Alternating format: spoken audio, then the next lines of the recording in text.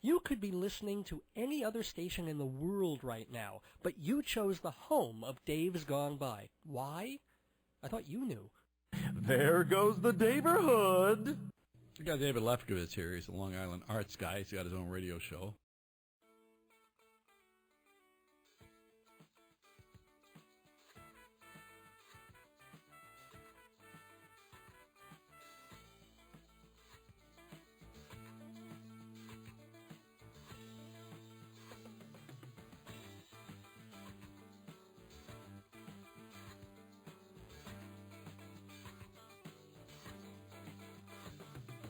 Tropical hot dog night.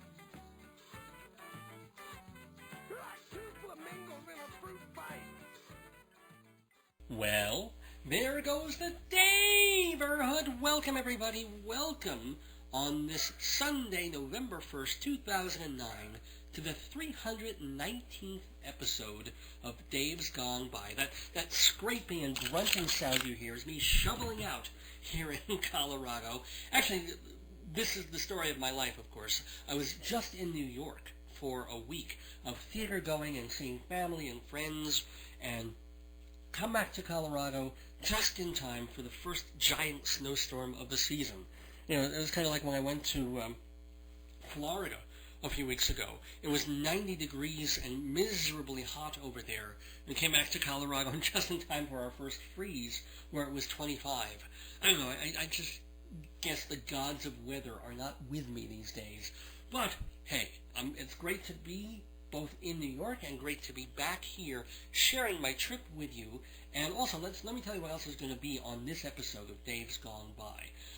We've got Inside Broadway, because I did get to see a bunch of shows, and I'm going to be reviewing Bye Birdie, Brighton Beach Memoirs, and Avenue Q. Yes, Avenue Q did not close. It just closed on Broadway and moved a few blocks over to off-Broadway and reopened. I'm going to let you know what I thought. We'll also have some Broadway news and gossip of things that are going on and coming up. I'll be talking about the snow days in Colorado and, you know, my thoughts on being up in northern Colorado after having lived in New York for all of my life. And the one thing that we were warned about here is, well, be careful of the weather and the winters, so we got some. So I'll be talking about that in the Dave Goes Off segment later on in the show. But the centerpiece of this episode of Dave's Gone By, which we're calling Theosophy, has to do with our very, very special guest, an absolute legend in, oh my gosh, movies, theater, music, folk music, the acting community, in, I guess, charitable and political circles. He's 85 years old and going absolutely strong. He's Theodore Bikel, and he's going to be off-Broadway in his one-man show, Shalom Aleichem, Laughter Through Tears, running at the Baruch Performing Arts Center from November 8th to December 13th. Now, ages and ages ago on this program, I had an interview with Theodore Bikel. It was very nice. It was fun to talk to him, and very informative, and he's had such an amazing career in so many ways that you only scratch the surface when you talk to him. But it was one of those real bad days for me at the former radio station where I used to be, and I hit the wrong button, and instead of playing the Theodore Bikel interview, I erased the Theodore Bikel interview. So I only, except for that one time it was on the air, nobody got to hear it. So I apologized for that, and I felt a little embarrassed about going back and talking to him and interviewing him again. So happily, miraculously, I would say, I had someone step in for me to do the interview, someone even more appropriate than I to interview someone like Theodore Bikel. Of course, I'm talking about Rabbi Sol Solomon, the spiritual leader of Temple Sons of Bitches in Great Neck, New York. So yes, Rabbi Sol and Theodore Bikel will be chatting later on in this episode of Dave's Gone By, not to be missed. And also, please don't miss patronizing our sponsors for this show, because we wouldn't have a show without these sponsors. Those include Hewlett Minuteman Press, the copy kings of Broadway, been around since the 1970s, run by the Torong family. I mean, there's Minutemans all over the place, but this particular one on Broadway in Hewlett, Long Island. They're great, and you get 10% off any copy job, big or small, just by mentioning Dave's Gone By. Call 516-569-5577 for Hewlett Minuteman Press, 516-569-5577. Program is also brought to you by Fancy Schmancy Balloons, owned and operated by my friend Jeff Goodman, who's vacationing in Singapore at the moment. But when he comes back, please call him at 516-797-3229. 516-797-3229 for all your party decorating needs. It isn't just balloon animals and stuff like that. It's giant balloon archways and centerpieces for your party, anything that you need to make your party look really great. 516-797-3229. Shouldn't your party be a fancy schmancy event? Program's also brought to you by Performing Arts Insider, the Bible of Broadway since 1944. For more information, please go to performingartsinsider.com, and please go to my website, davesgoneby.org, to see how you can subscribe to Performing Arts Insider for a very, very strongly discounted price. performingartsinsider.com and davesgoneby.org. Oh, and by the way, please also go to totaltheater.com. It's a wonderful website of theater reviews and feature stories from all over the world. Fascinating stuff and absolutely free. So if you're thinking about seeing a Broadway show and you want to read a review of it, go to totaltheater.com. And also go back to davesgoneby.org to hear old and new episodes of this program. All our archives are there for free. Over, 318 of these.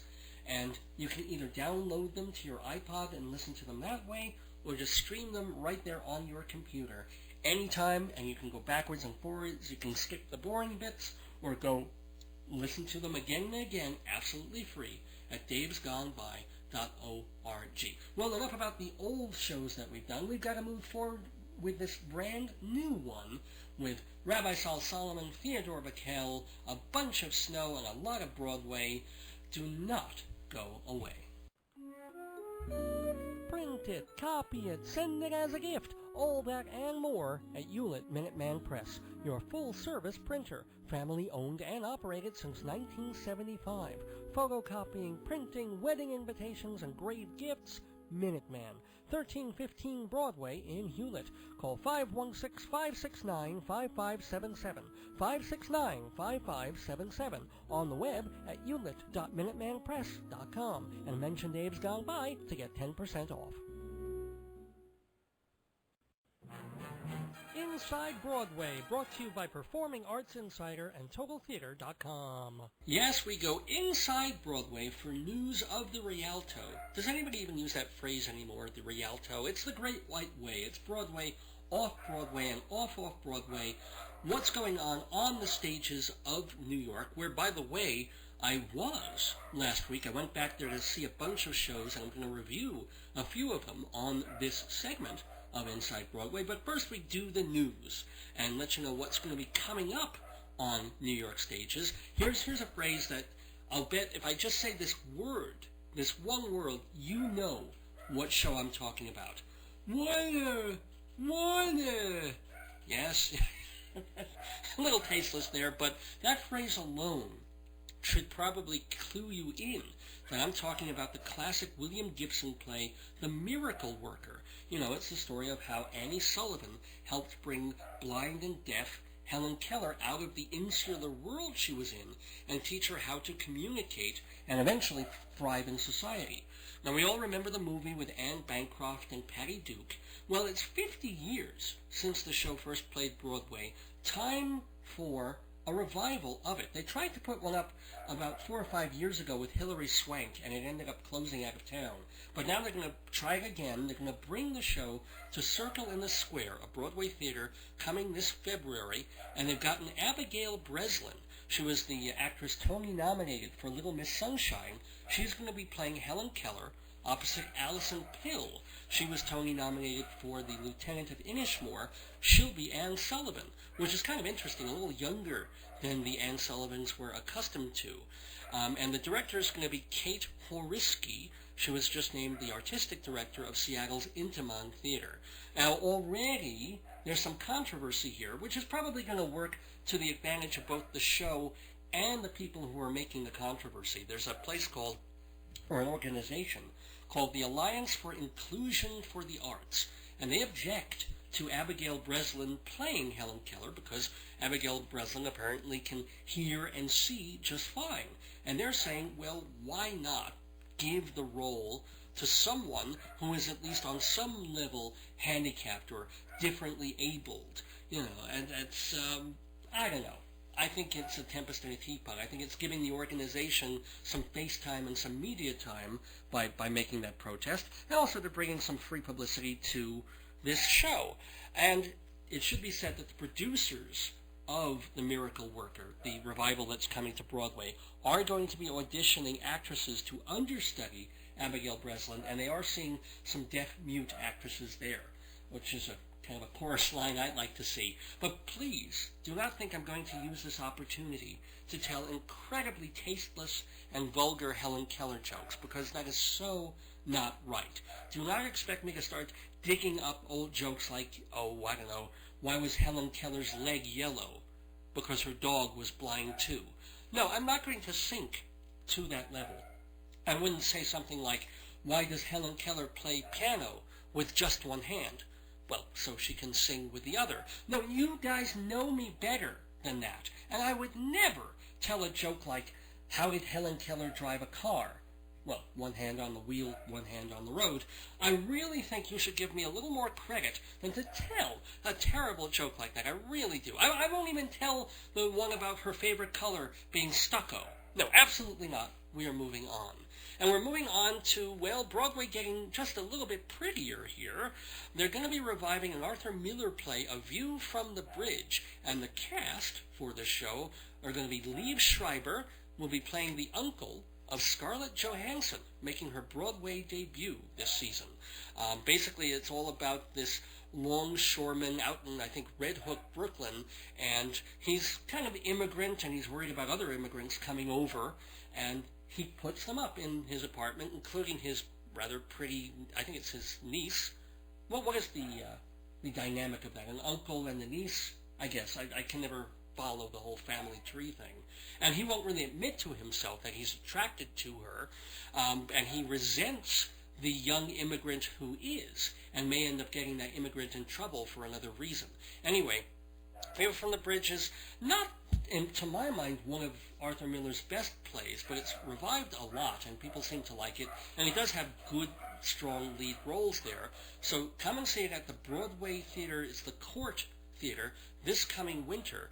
And I think one of the interesting things about this casting, whether or not Scarlett Johansson will be good on Broadway or not, is at least she's young, and Liev Schreiber still plays pretty young, and he tends to be younger in the role of the longshoreman than the guys who usually play it. Usually it's an older Tony LoBianco father figure type. So maybe there'll be actual sexual tension here that isn't quite so creepy of this older middle-aged man who's not admitting to lusting after this teenage niece of his. We shall see. Anyway, we move from the Scarlet Bridge to the Palace of Gypsies for the 21st Annual Gypsy of the Year competition. It's going to be taking place December 6th and December 7th at Broadway's Palace Theater. You guys know what this is. It's like they have really, really funny sketches and songs and parodies featuring a lot of the chorus people from all the Broadway shows and one or two Broadway stars as well, and it all goes to raise money for Broadway Cares Equity Fights AIDS. For more information, go to BroadwayCares.org, and also check out YouTube.com, because you can usually find a couple of scenes from older episodes of the Gypsy of the Year, and also the Easter Bonnet competition that they do in March or April, and those are usually quite fun to watch. And also in the news, Encores, that wonderful city centers, or city center series that they do, where they take old musicals and they revive them in concert staging, sometimes with some costume and some blocking. And in fact, the hit and very long-running Broadway production of Chicago, the revival, came out of Encores. So now Encores is going to be doing Girl Crazy, the George Gershwin and Ira Gershwin show, featuring Anna Gasteyer, Becky Newton of Ugly Betty, and her real-life husband, Chris Diamantopoulos. I hope I'm pronouncing that right. And also Broadway veteran Mark Kudish and Wayne Knight, whom we all remember from Seinfeld, playing Newman. Girl Crazy is all about a sophisticated New Yorker stranded in a cow town. The show ran more than half a year on Broadway back in 1930. I forgot to note the times or the days that it's playing at Encores, but I think it's in November. Please go check Encores City Center if you want to go girl crazy. And I guess the big news about Broadway this season is just how many stars that they're trying to pack in just to woo audiences. I mean, you've got Jude Law in Hamlet. Sienna Miller is doing After Miss Julie. I mentioned Abigail Breslin. There's Liev Schreiber and Scarlett Johansson. You've got Julia Stiles and Bill Pullman doing Oleana.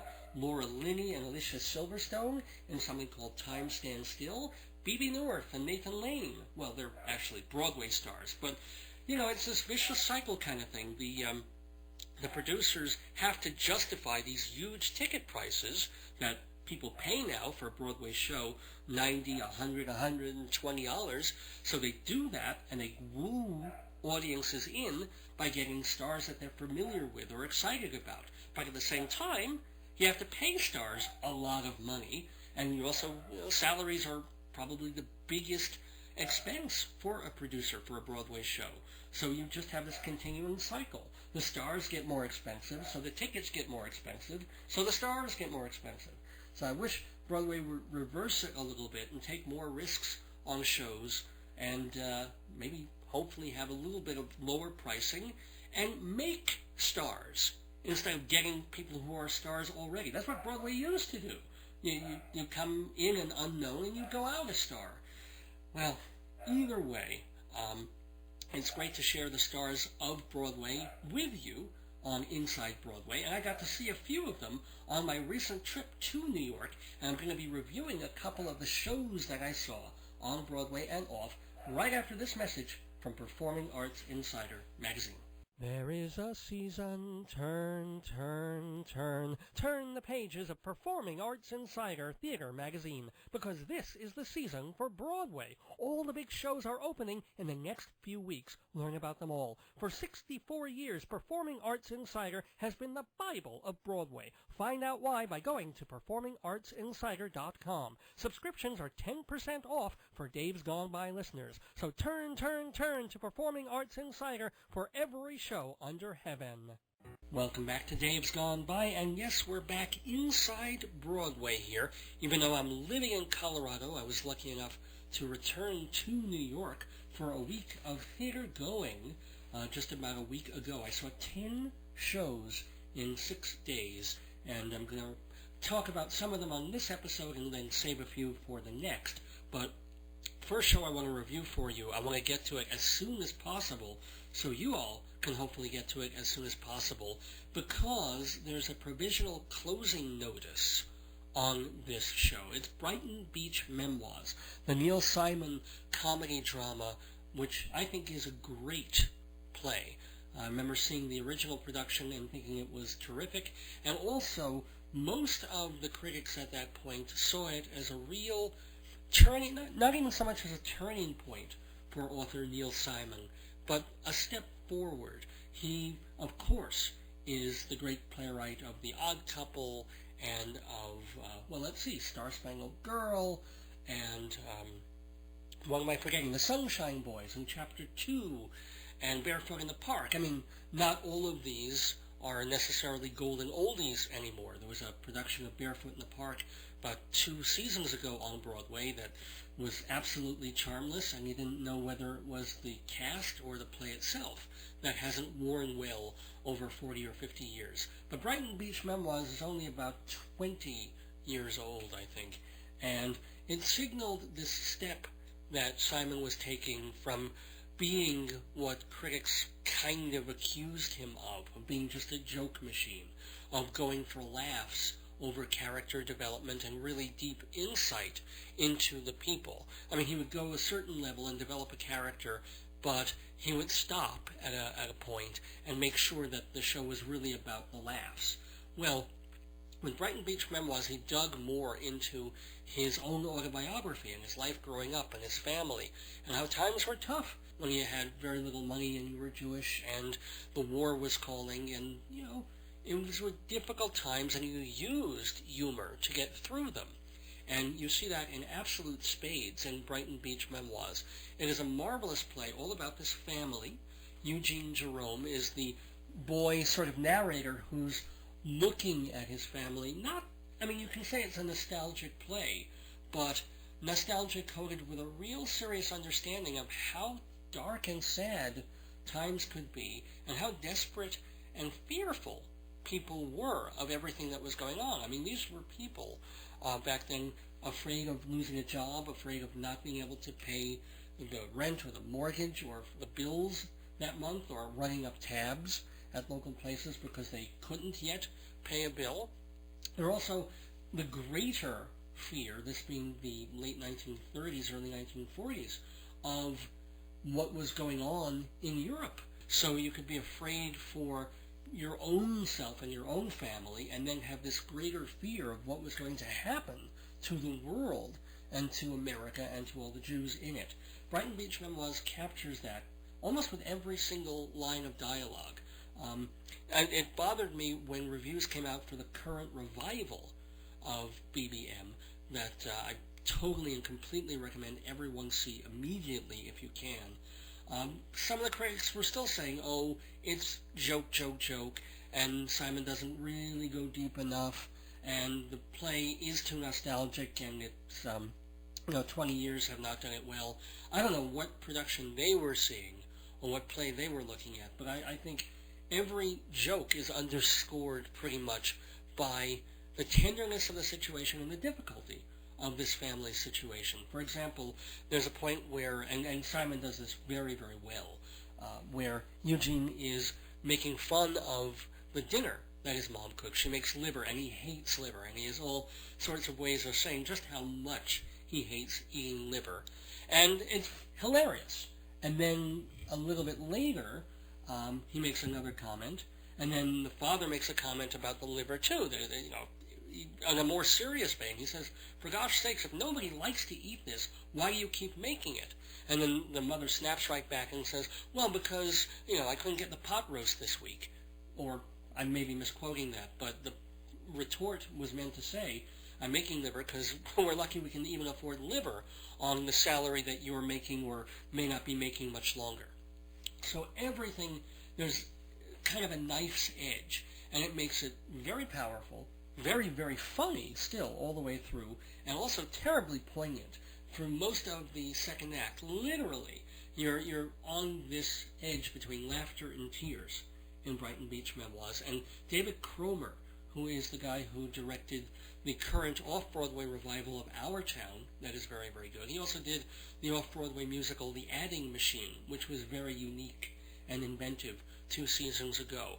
Well, he absolutely nails this play. He gets all the laughs, but he also minds the characters and shows just all the sadness and fear that they're going through. And the cast, absolutely terrific. Laurie Metcalf and Dennis Boutsikaris play the husband and wife, the patriarch and matriarch of this family. Are they Jewish-ish? They are to me. Their names may not be Jewish. They may have played, Laurie Metcalf, of course, from Roseanne, and Dennis Boutsikaris has been on a bunch of TV shows. They're very believable and very touching and very real. Jessica Hecht, she's gotten really good reviews, deservedly, for playing Aunt Blanche, who is kind of so insular and so shy and so nervous and so terrified of the way she's raising her daughter that she's almost raising her daughter all wrong. Terrific stuff. And, of course, if you read the New York Times review, you'll know how he raved about Noah Robbins and Santino Fontana as the 2 brothers growing up together, Eugene and his older brother Stanley, and the marvelous scenes that they have together that are hysterical and true. What can I say? The sadness of Brighton Beach Memoirs is not only the melancholy of watching these people in this terrible situation, but also full of love for each other, but also knowing that because it didn't get quite money reviews, it got good reviews when it opened last week, but there were a lot of reservations and hesitations, and it wasn't selling tickets very well to begin with. So the producers have put up already a provisional closing notice. It might close by today, by this Sunday, if there isn't a groundswell at the box office immediately. And it's doubly sad because Brighton Beach Memoirs was supposed to be running in repertory with another Neil Simon play, Broadway Bound, which was the third, or considered to be the third play in his trilogy of Brighton Beach Memoirs, Biloxi Blues, and then Broadway Bound. To my recollection, Broadway Bound was not the equal of the other two shows, but I'd certainly like to have seen it again to have another fresh look at it. I don't think we're going to get to do that because they're probably going to cancel that and close BBM. But if they don't, if you have maybe, the time from when you're listening this, or they let it run another week, please run to Broadway and see Brighton Beach Memoirs. Speaking of wonderful shows that I love, well, a couple of weeks ago on this program, I was all sad again because Avenue Q was closing on Broadway after about, 2,500 performances. I think it opened back in 2003 when it won the Tony for Best Musical. It actually beat out Wicked, which ought to tell you something, and it's a riot. You should know it by now. It's all about this urban area of, assumedly, New York, where these puppet characters all live because they can't afford to live on Avenue A, B, C, F, L. So they live on Avenue Q, and it's a whole mix of Princeton, who's this young fella just out of college and looking for a job, and then there's Kate Munster. She happens to be a Munster, but a kind of a cute one, and she's always looking for a boyfriend and may have found one in Princeton. Then there's a Bert and Ernie type puppet pair, one of whom is gay, one of whom is not, and there's some cool, funny stuff going on there, and of course Trekkie Munster, who is the landlord of the building that they all live in, and he's basically spends 24/7 up in his room surfing pornography on the internet. Internet is for porn. Internet is for porn. I hate porn. Grab your dick and double click for porn. Porn. I hate internet. I'm leaving. I hate the internet. The internet is for internet is for internet is for porn. Yeah. The show is still delightful.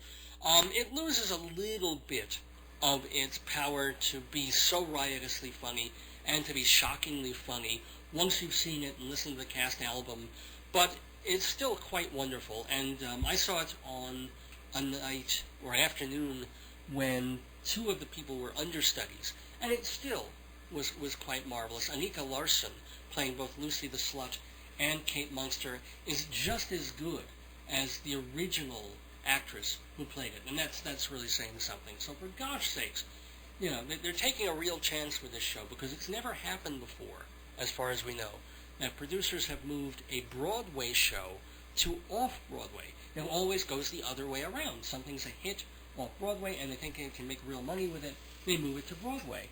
Well, this time they moved Avenue Q to New World Stages on West 50th Street, a smaller theater, definitely worth catching. It was a great musical in 2003. It's still terrific in 2009 and hopefully into 2010 and beyond. Something not so great is a revival of the musical Bye Birdie on Broadway for really the first time since 1961 in a newly renovated theater, the Henry Miller's Theater, that was taken over by the big conglomerate, the Roundabout Theater Company, and they're the ones putting on Bye Birdie. It's a musical by Michael Stewart, Charles Strauss, and Lee Adams, with a really delightful score. I mean, this is the place where Put on a Happy Face came from, and the Conrad Birdie song. What, you don't know the Conrad Birdie song? Of course you know the melody. It's, "We love you, Conrad. Oh, yes, we do. We don't think anyone can be." That melody came from Bye Birdie, as did a couple of other really cool songs. So the problem with this revival of Bye Birdie is the Roundabout this time did it backwards. Usually the Roundabout gets a very good cast and a pretty good director to put on a revival of a musical, but they get the look wrong because it looks cheap. They don't really throw money into the sets and costumes and the design. So I think that really hurt their production of Pal Joey a year ago. It was really well cast and well done, but it kind of looked a little chintzy, and that's par for the course with them. Well, here, the show looks really good. It's bright and poppy and really makes you feel that whole 1960s, early 60s, just pre-Beatles era of Ed Sullivan and also pre-Kennedy era. Looks great, but whoa, there's some problematic casting, as you've probably read from a bunch of other reviews.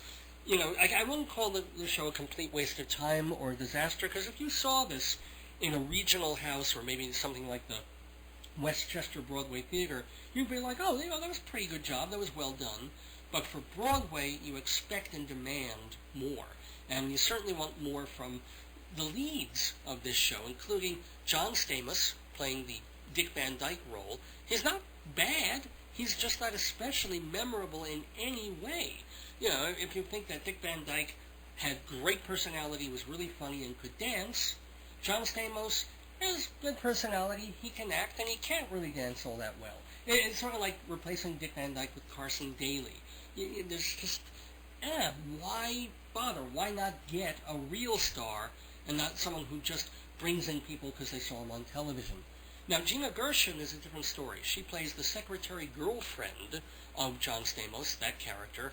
She's much more far along. She's got the body, of course, and the vavoom, and she can sing, and she moves pretty well, too, and she's a pretty good actress, so she's all right. But she's got some pretty big numbers in the show, ones that originally were performed by Cheetah Rivera. Okay, so big shoes to fill, not necessarily fair to compare her to Cheetah. But the problem is her big numbers, she's singing, she's dancing, and she's huffing and puffing, and by the middle of the song, she can barely get the words out. Again, she's really trying hard, and she has the talent, but for Broadway, we expect a little bit more. Other performers are perfectly fine. We've got Nolan Gerard Funk playing Conrad Birdie, the big teenage star who sends all the girls' hearts aflutter. He feels a little more 1990s than 1960s, but he's fine. And I very much liked Allie Trim, who plays Kim McAfee. She's the young girl who's just been pinned by her boyfriend, but also her heart is aflame by this big new rock star. Now, everybody thinks, oh, Anne Margaret in the movie. And Anne Margaret stole the movie because she looked like Anne Margaret. But she also kind of misshaped the film, because the Bye Bye Birdie isn't really about that character as much as the parents and all the milieu that's going on.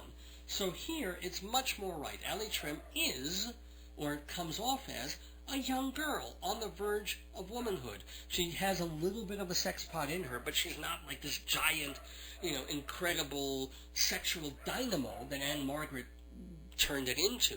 She's a girl, kind of a pretty girl, a girl who's on the borderline of childhood and adulthood, and I think Allie Trim does that really, really well. Other people in the show, Jane Houdyshell plays Albert's domineering, prototypical Jewish mother, head in the oven every time her son does something she doesn't want. I don't know, I think that character should be funnier somehow than comes off here. And Dee Hoty, who's done some wonderful work on Broadway, plays Kim McAfee's mother. I don't know, she barely made an impression at all, which really points to something wrong in the direction of this. But worst of all, I'm flabbergasted by this. Bill Irwin is playing the father of this young girl. And I'm assuming he was cast because he's got the mime and the physical comedy. He's brilliant at it. And there is a scene at the end of the first act where the family goes on the Ed Sullivan Show, and Bill Irwin really gets to do a lot of physical comedy, and he's very, very funny. But everything else he does for the whole rest of Bye Bye Birdie is an absolute nightmare. He sings in this weird put-on voice that's as fake and awful as anything you've ever heard. It's kind of a foghorn. I I have no idea what they were thinking when they cast him and they heard him try and do a song. I don't know why the director allows it, and I don't know how Bill Irwin can think that he's doing something funny or watchable or good when he's up there. And, you know, I love Bill Irwin's work usually, but boy oh boy, this is Bye Birdie. Of all the shows on Broadway, I think there are 35 currently playing. This is going to be in about the bottom 5. But it's nice to have the Henry Miller Theater back, and we will be back with more of Dave's Gone By right after this message. We've just been Inside Broadway, thanks to TotalTheater.com and Performing Arts Insider.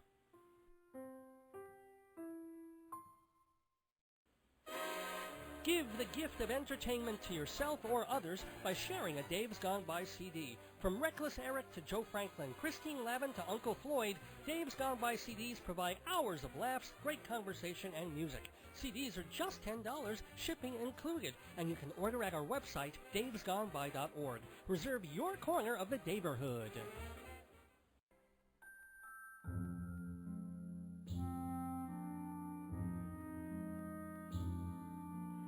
May the Lord protect and defend you.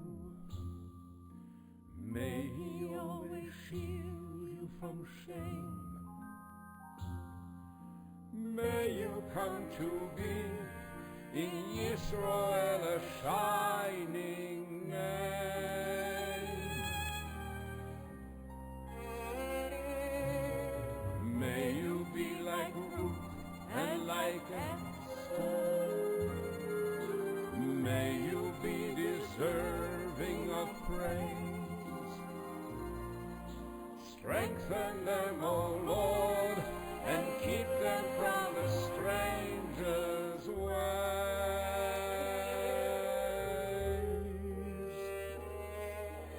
May God bless you and grant you long life. May the Lord fulfill our Sabbath prayer for you.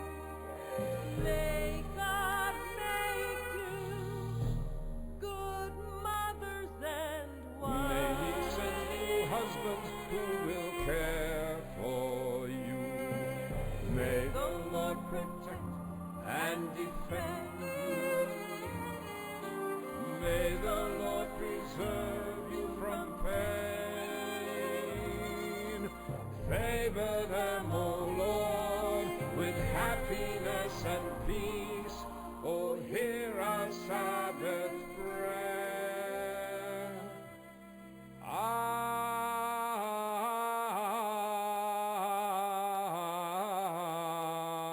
Amen.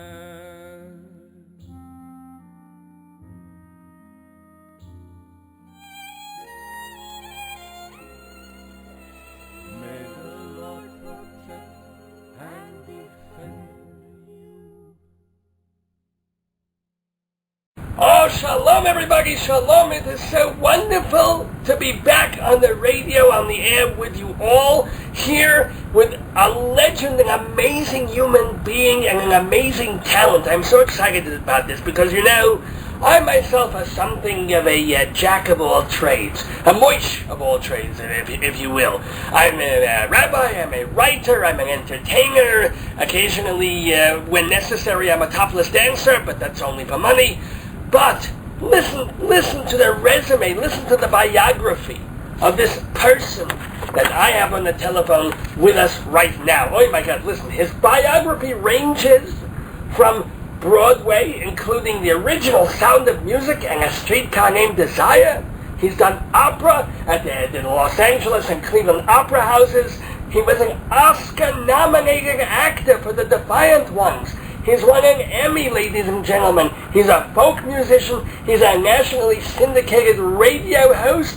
He is the former president of Actors Equity and former vice president, and I'm so proud of this, of the American Jewish Congress. And even more than any of these amazing things, Theodore Bikel was a celebrity guest on Super Password. I cannot believe all these things that he has done. Mr. Bikel, are you with us? First of all, hello, shalom. Hello, shalom. Yes. After this introduction, I want to meet this guy that you're talking about. Isn't he an amazing fella? And is he 85 years old at this point? How old are you? 85. Mazel. And how? First of all, most important thing, how are you? Are you healthy? Are you good? Yes, I'm fine. We're talking. I'm alive. I'm surviving. You are more than surviving. You're bringing a new show to Off-Broadway, aren't you? Yes, indeed. Please share. Please tell. Well, it's called Sholom Aleichem, Laughter Through Tears, and it's a show that I wrote for over a period of about 2.5 years, and a show that we did in Washington, D.C. for 5 weeks, and then in Florida, and last week we did it in Toronto for 8 performances. It is quite a wonderful, it's a one-man play with music. It's like Spilkes, you can't sit still. You're everywhere, a week here, a week there. Do you like the traveling still? Do you like to go around the country, or would you rather be settling down at this point? You know, in my line of work, you have to go where the audiences are. I would love to be at home and work where I live, but that's not in the cards, so I have to go where the audiences are. Well, The audiences are in New York at the moment, and so we're starting at the Baruch Center. The first preview is going to be on November 8th, and we're going to do shows through December 13th. Now, are there things that you discovered about the great writer Sholom Aleichem by doing this show and other Sholom Aleichem shows? Are there things that you didn't expect? Absolutely. First of all, you know, most people only know Sholom Aleichem through Fiddler on the Roof. But Fiddler on the Roof is one little slice of the Tevye stories. Even Tevye himself has many more dimensions than you see in Fiddler on the Roof. And in my play, you have them. They are both comedic and tragic. That's why I call the show Laughter Through Tears. But it's not only about Tevye, it's about he wrote so many characters. I have 18 volumes of Sholom Aleichem in Yiddish sitting on my shelf right now, and I've been drawing on all of them for the show, trying to remember, to preserve, to have a legacy going for Sholom Aleichem. After, you know, he died in 1916, but what he wrote and how he wrote, it brings back a world to us that is almost lost to us. In the show, I play some 20-some-odd characters, young yeshiva boys, old rabbis, grandfathers, grandmothers, old women, all manner of things I'm playing in the show. And it's a show with music, as I mentioned. He loved music, and there are songs of the period that I sing. The songs are partially in Yiddish and partially in English. The entire show is in English. But there's a lot of Yiddish in it, a lot about Yiddish in the show, because this is a love of Yiddish. Was Yiddish your first language, or was it German because you were born in Austria? Well, both. I spoke German with my mother and Yiddish with my grandmother. How long were you in Austria before you got the hell out of there? I was 0 when I was born. True. Some people have called me a 0 now that I'm 45, so it's all right. But in other words, they left Austria. When I got out of Austria, I was 14. Oh my God! So you witnessed the change over there of what was going on. I mean, I read somewhere in a bio that you actually saw your neighbors reacting and responding to Hitler and all his people going through in their limousines. That's absolutely true. I saw under our window. We lived in a major thoroughfare, and under our window I saw the armored cars, and I saw the open limousines with Goering and Hitler in them. What did you think at that moment? Well, we knew what to think, because the Germans had been in charge of Germany for the past 5 years, and now they're marching into Austria, and we had an inkling of what was going to be in store for us, and indeed it was extreme discrimination and cruelty, although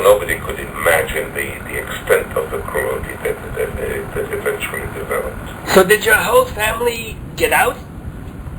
My father, mother, and I, yes. Well, Mazel, and you went to... Did you go directly to Palestine, or what did you do? Directly to Palestine. Of course, we did it on roundabout ways because, it would have been shorter to go directly to Italy and catch a boat. But we heard that the Austrian border guards were playing tricks on Jews. And even if anything was in order, they would send them back. They would tear up their papers, all kinds. So we went through Germany, and the Germans are, no matter what else they are a orderly people. And if everything was in order, they'll let you go. And so we went through Germany into France, and from France into Italy, and from there we went on a boat. Now, what was it like living in Israel before it was Israel? It was very open. Nobody locked any doors at night. We would go to the movies and just close the door, not lock it, and come back. It was a very, and I was in a kibbutz, of course. First of all, I was also in an agricultural school because I believed that the country needed pioneers. Of course, I didn't notice that I had no talent for agriculture. Oh, I learned that the first time I tried planting something. Oh my God, the thing started growing under the ground. Never understood that. But Anyway, yes. So this is my background, and a lot of it has to do with Eastern Europe, and Sholem Aleichem has been part of my upbringing. Ever since I can remember, my father used to read Sholem Aleichem stories, plays, around the table after dinner in Yiddish. And so when it came time for me to play Tevye, it was an old friend. But that's much already kind of later when you got to Fiddler on the Roof. But first you went to the theater in Israel, pre-Israel, I would call it. The Habima was I guess, first being founded. I was a student at the Habima, and the first time I stood on the stage in a professional capacity was in a play called Tevye the Milkman. Oh! And I played the constable. I had 29 words to say. Do you I'll bet you remember them. I counted them twice. Can you say them? Can you? Were they in Hebrew and Yiddish? First of all, the whole play was in Hebrew, and I no longer remember exactly what I said, except that I came to announce that they had to leave the village. Oh, right. You got to be the nasty part. That's right. Let me ask you, because we're going back all over this history, and I'm curious about the moment that things click. Like, you knew, obviously, that Austria and Germany was turning into a horrible place for Jews, and you got out, and you went to... When... I always wonder, when people really found out, when did you really find out what? Not until much, much later, the extent of the horror. Much, much later. And even, although there were rumors, but, you said rumors, it's impossible that these things could be happening. It wasn't until after the liberation of the camps that we found out. Really? It was already after you didn't even get the well, you got the rumors, but you really had no inkling in 43, 44, 45. No, we did not. Wow. And did you lose, I know, thank God, your immediate family was with you, but did you lose relatives of relatives? We did. I did. Yes. So? What can I tell you? Those of us who survive have an obligation to keep memory alive. Let me ask, since you lived at one point, obviously, in the Middle East and Israel, and now, what's been going on since the past 60 years, since the birth of Israel, well actually, I was going to get that. You said, when you were on the kibbutz, you didn't lock the doors, you went to the movies, it was nice. The Arabs weren't a problem until it became a state. We don't have enough time to detail the problem of theirs, but it's as much of a problem of our age, where the contrasts in the world are so marked and so exacerbated by people yelling at each other, shouting at each other, mistrusting each other, not trusting their peaceable instincts. So that I sometimes have to fight with other Jews to try and convince them that peace is something to be desired, and that peace cannot be had unless you compromise, unless you find a way to even talk to former enemies. It's not easy. Well, if you were Barack Obama, what would you do? You were there, and you're Jewish. I would find exactly what he's doing. Which is? Exactly what he's doing, and that is a support a two-state solution, because you cannot, sure, you can be totally victorious, but if you're totally victorious, what you're creating is a permanent state of belligerence. That's kind of how I live my life. For 100 years. So, but what do you do about Jerusalem? Internationalize it. You really believe that's the way to go? To take Jerusalem out of Israel per Out of se? the equation. Whoa. Wow. No wonder you must get, Jews must get kind of, shall we say, affronted by the thought. So a lot of people get affronted. Christians get affronted. Muslims get affronted. Better to be affronted, but to find a way of keeping this chestnut out of the hands of the people who are dealing with it, because they're gonna get burnt fingers. Nicely put.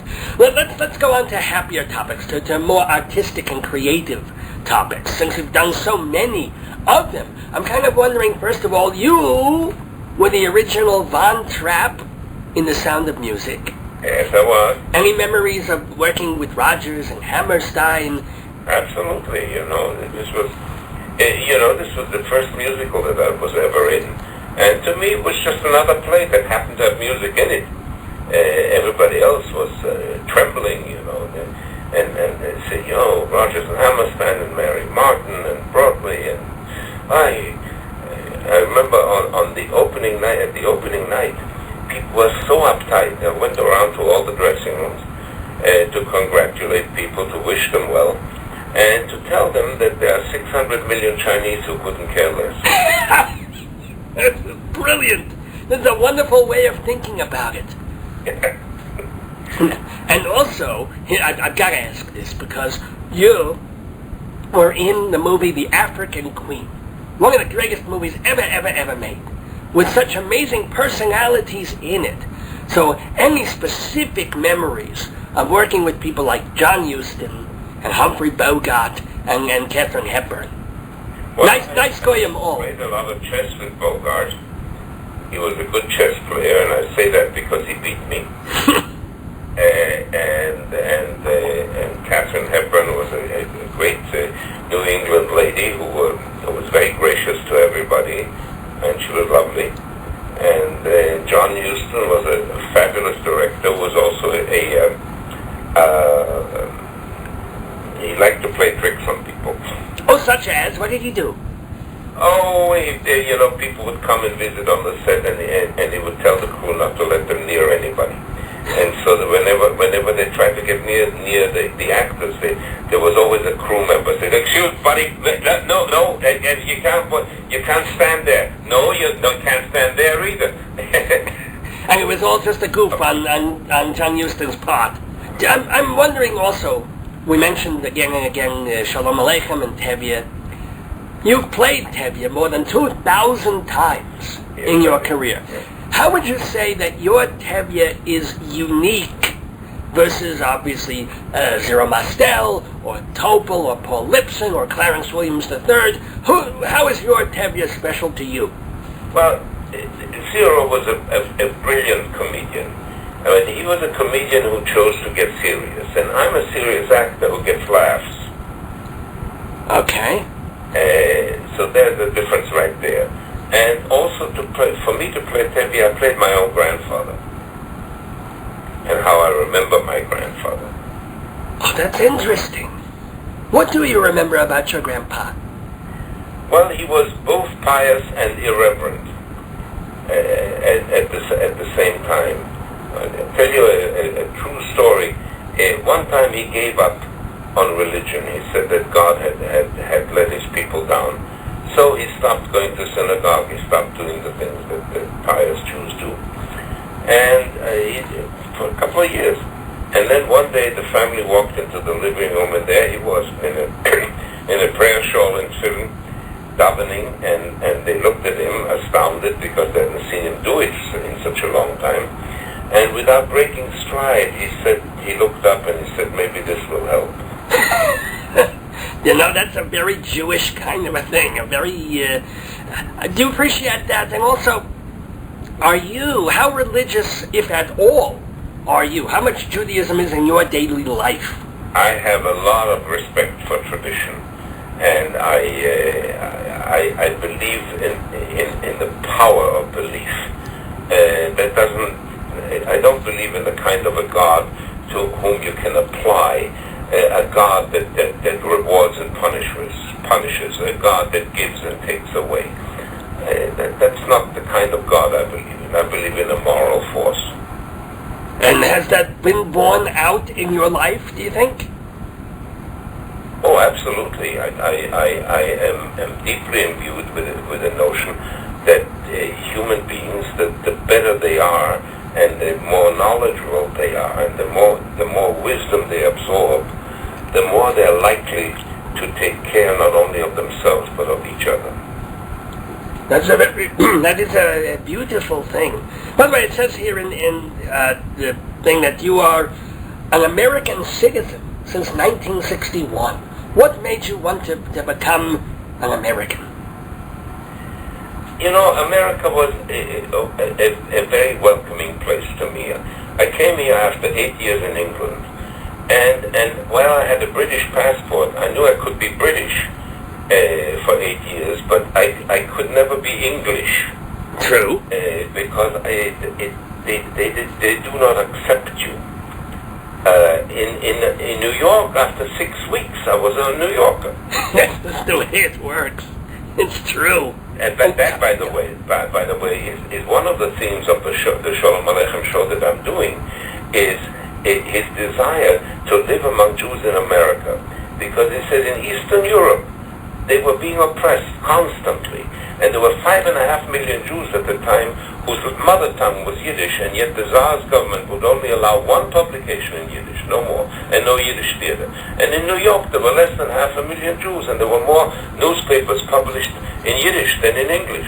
And Shakespeare was done on 2nd Avenue in Yiddish before it was done uptown in English. Did you get to see and perform in the Yiddish theater when you got to America finally in the 50s? Yes, I did. Oh, who did you work? Did you work with Molly Pecan, and did you work with those people? Yes. It was at the tail end. You know, I came here in 1954. By that time, there was not that much Yiddish theater that remained, but whatever there was, I saw. Was it different to play Yiddish theater than to do, say, American theater? Did you have to do a different style? Was it more melodramatic? Or did you apply the same kind of acting techniques? No, you apply the same acting technique. The point is that Yiddish theater had both its high plane and its low plane. And like any other theater, you know, theater is Shakespeare and theater is vaudeville, and it's both theater. This is very true. Now, I want to wish you also a mazel tov, because apparently, and according to this as well, you'll be celebrating your first anniversary very soon to your third wife. Is this true? That is absolutely correct. Mazel, you were 84 years old, how did you meet a nice Jewish girl? Well, I looked. Well, did you look through Irving's list, or what did you do? I didn't have a shotgun. I didn't have a matchmaker. Yente the matchmaker was not in my cards. This is true, but you didn't need her. You had, where did you meet this nice wife? Actually, my wife is a superb artist. She's a conductor, orchestral and choral, and when she works with me, she plays the piano. In fact, she's the music director of my show, the Sholem Aleichem show that you're about to see. Oh, Mazel, I didn't realize we were both working together. That's so great. Yeah. Oh, my gosh. And let me get, is she 27 years old? Did it? No, I'm kidding. Sure. Yeah. Hey, look, more power to you. So, are you planning anything special for your anniversary, or will you just be working on the show? Oh, no, we'll just be working on the show. That's all right. I mean, we never even had a honeymoon. We had a honey day. A honey? Oh, this is what did you do for your honey? I'm not talking about the naughty stuff. I mean, did you go to Coney Island or something? We sat by the seaside and had a glass of champagne.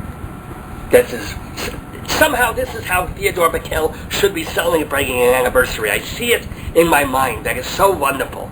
Now, please remind everybody one more time when and where and how they can see you being and talking about Sholem Aleichem. Sholem Aleichem Laughter Through Tears will be playing at the Baruch Center for the Arts, which is on 25th Street and Lexington Avenue.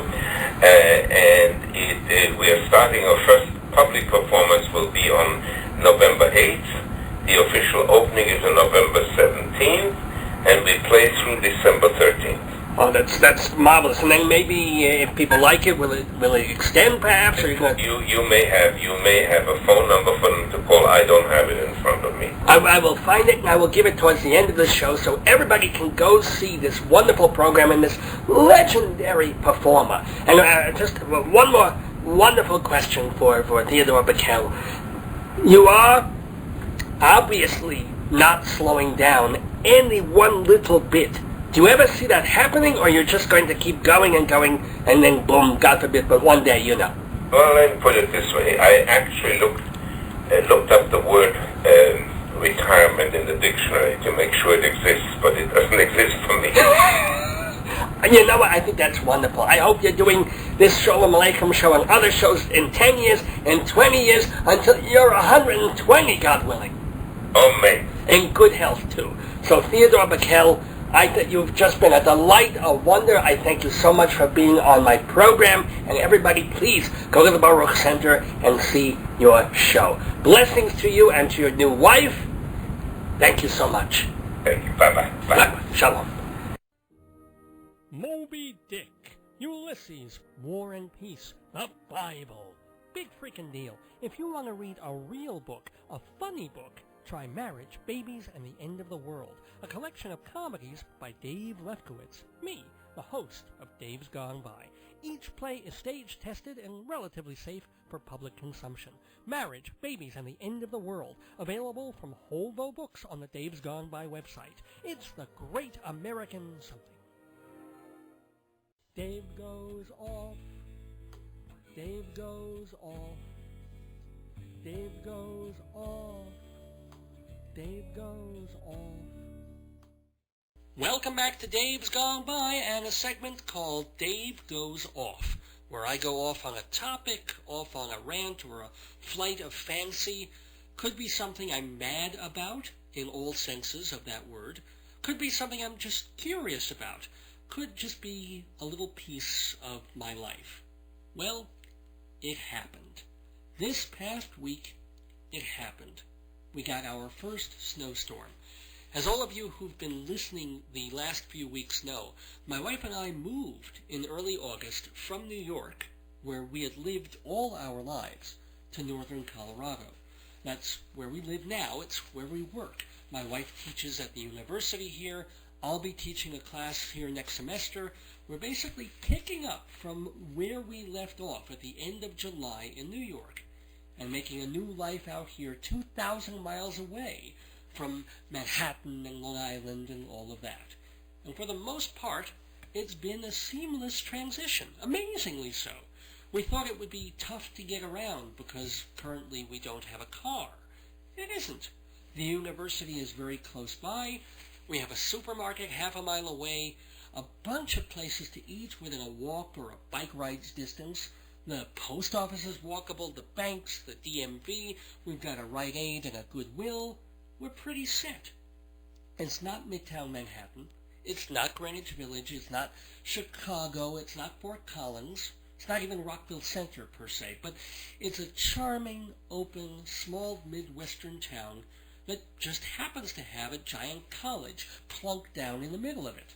And just happens to have my wife and me plunked down in the middle of it, too. So we were worried about my wife's new job. and that's going okay. She's killing herself 80 hours a week, but that's par for the course. I was worried about being able to do my show or to work on Performing Arts Insider, the magazine I co-publish. But with everything managed by phone calls and email these days, it's really no different from doing it in New York. We worried about renting a house and whether it would be big enough, or if there would be rats or roaches or bears in the backyard, or if our 2 dogs would make a healthy transition here. We worried about my wife being a vegetarian and finding places to eat and decent food at the supermarket. Well, not only do we have a farmer's market all summer, but we both sometimes eat at the school cafeteria, which at any given meal offers more food than you would find in the country of Somalia, from salads to sandwiches to entrees to soft-serve ice cream, all for $5 a pop on the meal plan. It's as if every single thing we worried about, knock wood, turned out okay. Well, not every single thing. The effect of the recession on the school's budget is freaking us a bit, as well as the joys of paying 2 simultaneous rents while trying to sell our house back in New York. We're not out of the woods in that. But most of our fears and uncertainties were mercifully groundless or at least allayed. But there was one looming question mark. One thing that everybody warned us about when we chose Colorado to make our new home. You know about the winters, right? I hope you're ready for the cold. Bring your snow shovel. Well-meaning friends and family who are also enjoying just a little bit of schadenfreude because you're getting out and they're stuck in the declining tax-rampant heaven/hell that is New York. But of course, in the back of our minds, they had a point. Does winter start on October 15th here and hang around until the end of March, making it a very, very long season?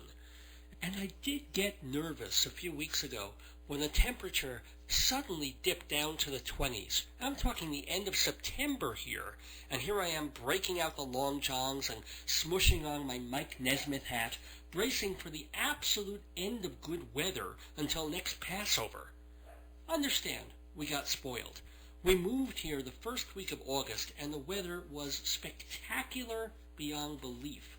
The nights were cool and pleasant, and even the days were unspeakably perfect with those unmatchable western skies. Or they were hot, quite hot, and sunny, but without the humidity that makes eastern summers so miserable. I know it's a cliche, but it's generally true. It's not the heat, it's the humidity. And 95 degrees in northern Colorado, though not wonderful, not something you want to be jogging in, feels closer to 85 degrees in New York or down south.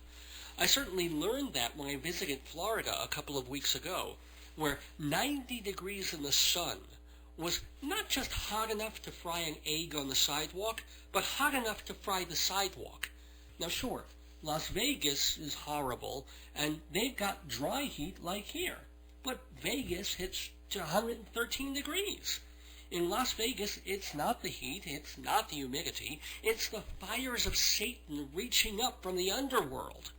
Satan doesn't bother with Colorado. There's only limited gambling, and all the real sinners are probably in New Mexico. But be that as it may, we had a very cold and windy week late in September, feared as a harbinger of things to come. And then, what do you know? The weather shot back up to the 80s and turned dazzling again.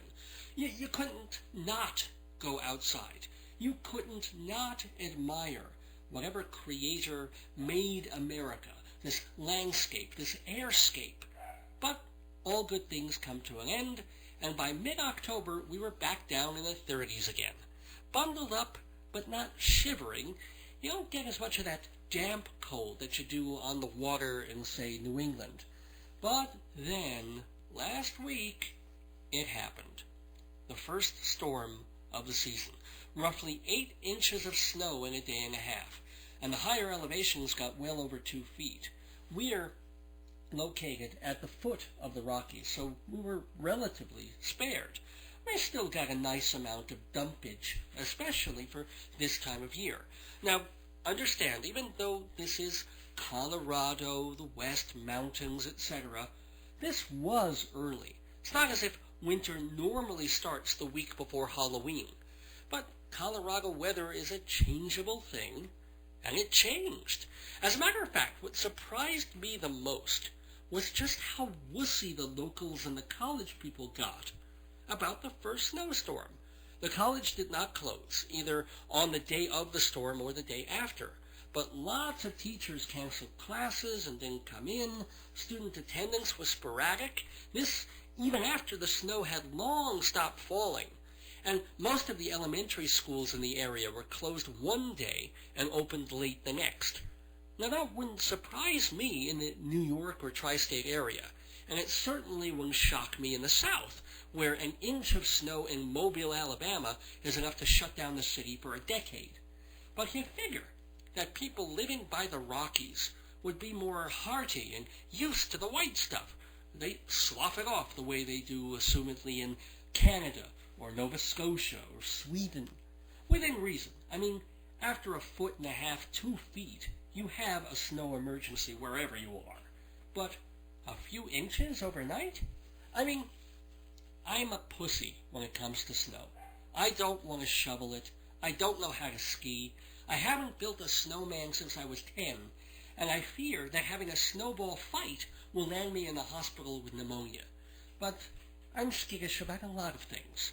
I figure my new neighborhood would be mountain men and women, busy pulling the skis out, laughing and shoveling and drinking grog and trekking 10 miles to the store to buy canned goods and candles and chains for the tires on their motorcycles. It didn't really work that way. The kids played. They shoveled a bit. In fact, our neighbors' kids helped shovel our lawn. They volunteered, which is a kindness that makes the New Yorker in me wonder if they broke a window or something. Meanwhile, the parents stay home, off the icy roads, though most of the roads were plowed very quickly. So, I guess Coloradoans, at least around here, aren't quite so different from Easterners when coping with what is basically a cold, white, beautiful pain in the ass. I also think it's a function of this snowfall being the first one. You know how the weather people on TV news go berserk covering that very first snow, like the very first bomb launched in a war. By the 10th bomb, nobody cares. It's like, oh, is the war still on? What's on Cartoon Network? So here, I don't know, maybe that first snowstorm excites people. The novelty, the Christians getting a hint of Christmas, and all our internal clocks not ready for the different weather cycle.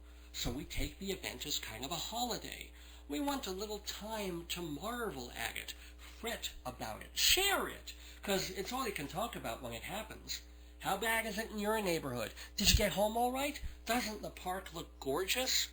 Maybe by the 3rd or 4th snowstorm, they won't close the schools, even if the snow is just as bad or worse than this one, because at that point, the schools might not have any more snow days to give out, or people will just get used to stuff and have to buck up and get on with it. Winter Wonderland would no longer be a novelty. It'd be just another burden like bills and business. I'm not sure. I guess it'll take another snowstorm or 2 or 4 to really see how it's treated out here. Not that I'm hoping for more blizzards. One is perfectly fine, thank you very much.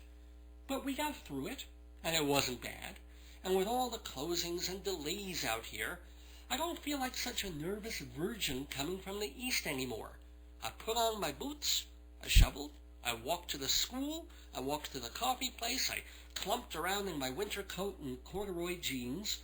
We may have a hard-hitting season ahead, but old man winter, I took the first punch. What else you got?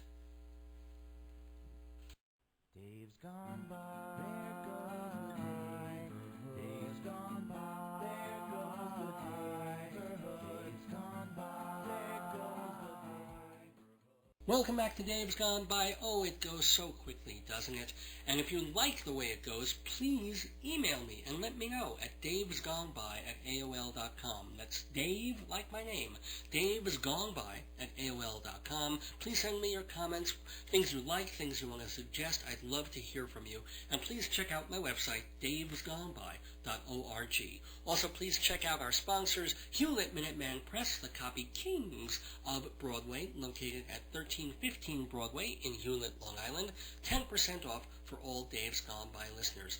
Check out Fancy Schmancy Balloons, balloons and centerpieces to make your party special.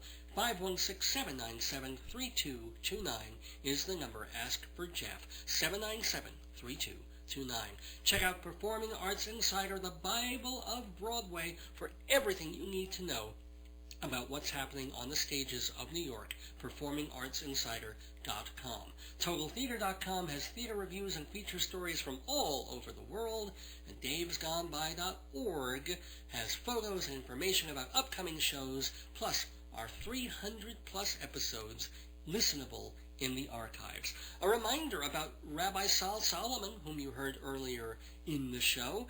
Shalom Dammit is still watchable at youtube.com. It's all cut up into 8 or 10 minute pieces, but all the episodes are there, so check him out, Rabbi Sol, in Shalom Dammit. Also, catch Theodore Bikel in Shalom Aleichem, Laughter Through Tears at the Baruch Performing Arts Center, 55 Lexington Avenue at 25th Street. That's running November 8th through December 13th. Call 646-312-5073 for tickets. 646-312-5073. Very quickly, gotta get through some shout-outs and mazel tovs and things like that. First of all, mazel tov to my cousin Adam and his wife Marnie on the birth of their adorable daughter Lila. Shout-out to Jav Goodman out in Singapore, and reminding everybody a couple of things to go see around town. Maud Maggart is at Feinstein's, November 10th through the 14th. And Chris Smither and the Motivators are at Joe's Pub November 15th. And, by the way, Dave J. is doing one more performance of John Paul George Ringo at the 13th Street Theater. That's Friday, November 6th at 7 p.m. So catch them if you can. Big thank yous to Nihal and G for being such great friends. Thanks to Mom and Dad Lefkowitz, of course, and my Aunt Bonnie and my Auntie Essie and Mama and Papa Weil, all these wonderful people, and the most wonderful of all, Joyce Weil, my adorable and delightful and very hard-working wife.